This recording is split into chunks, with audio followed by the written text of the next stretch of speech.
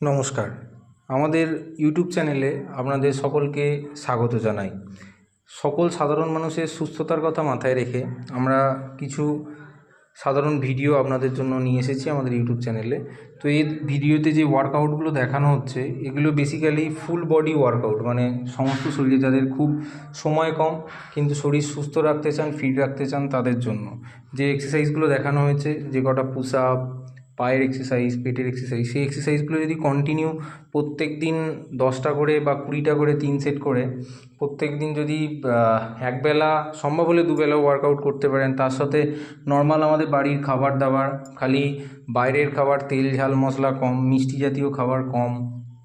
fast food com, junk food com,